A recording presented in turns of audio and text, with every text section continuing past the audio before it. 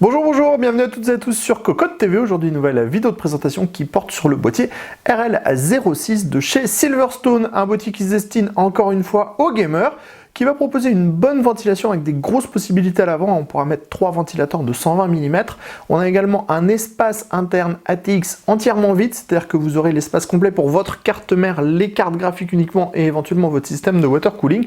Ensuite, on a un petit cache alimentation, des petites cages HDD cachées sous le cache alimentation, le tout pour un prix qui se veut relativement accessible. Mais tout ça, on le découvrira dans notre test complet très prochainement sur cocottland.com. Sur ce, en attendant, on vous propose de découvrir ce RL06 par Silverstone sur Cocotte TV. C'est tout de suite, c'est maintenant.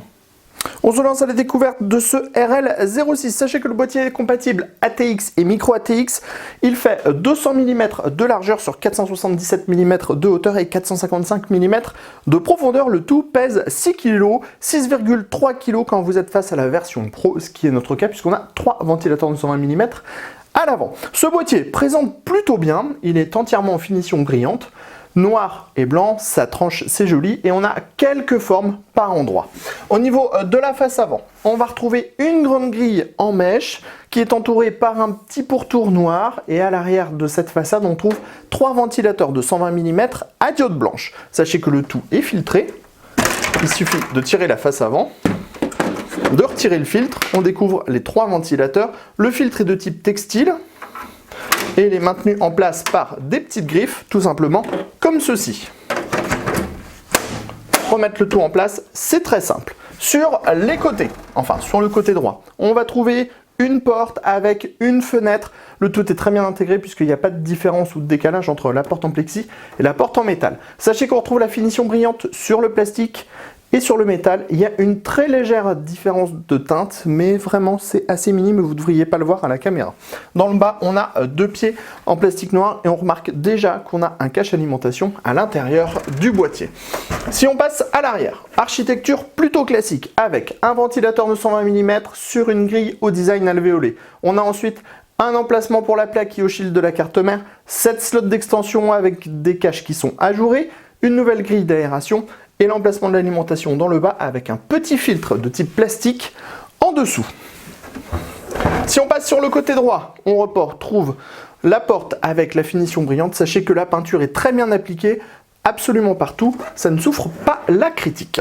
Sur la partie supérieure, on va retrouver le power on, la diode HDD, 2 USB 3.0, 2 USB 2.0, les entrées sorties audio et une petite grille filtrée avec un mèche aimanté en 2x120, 2x140 mm, le tout étant compatible, 280 mm maximum avec le water cooling. On le voit, c'est très simple à utiliser. On note aussi que la finition est assez sympa ici, avec une bonne jonction entre le panneau en métal qui sert de porte, les 2 panneaux en métal, et la partie supérieure. On passe sous le boîtier. Sous le boîtier, on va retrouver 4 pieds recouvert de bandes en caoutchouc et un filtre amovible ici à destination de l'alimentation. Sans plus attendre, on rentre à l'intérieur de ce RL06 pardon. Pour ceci, on enlève des vis à main, on en a 2 par panneau. Donc les vis se retirent très facilement. On tire les panneaux, vous voyez, ça vient sans problème. Et on peut donc découvrir l'intérieur du châssis. Tout d'abord, on retrouve un cache pour l'alimentation et la cage HDD dans le bas avec un marquage Silverstone. On a des passages ici, on trouve des passages dans le haut, sur les côtés et un large accès backplate. Sachez que les plots sont déjà en place. Sachez également qu'on n'a pas de dispositif à cet endroit-là, donc vous aurez toute la place que vous voulez pour votre carte mère et le hardware. À l'avant, on va retrouver les 3 ventilateurs de 120 mm avec des diodes blanches. Le tout est compatible en 2x140 mm également. On pourra mettre un radiateur de water cooling en 360 mm maximum à l'avant. Dans la partie basse, rien de spécifique à vous dire puisqu'on a juste le cache. À l'arrière, on va retrouver un autre ventilateur de 120 mm, ce qui nous fait 4 ventilateurs de 120 mm, ça devrait offrir une bonne ventilation et des bonnes performances. 7 slots d'extension, par contre attention, on a des vis classiques et pas de vis à main. Dans la partie supérieure, on l'a déjà dit, on a une grille qui est compatible 2 x 120 mm, 2 x 140 mm. On passe maintenant à l'arrière. À l'arrière, on va retrouver de nouveaux équipements, dont ici un dispositif qui va vous permettre en fait de brancher toutes vos prises fan. Alors, on a 3 prises fan de base, enfin 3 prises fan de base avec les 3 ventilateurs avant.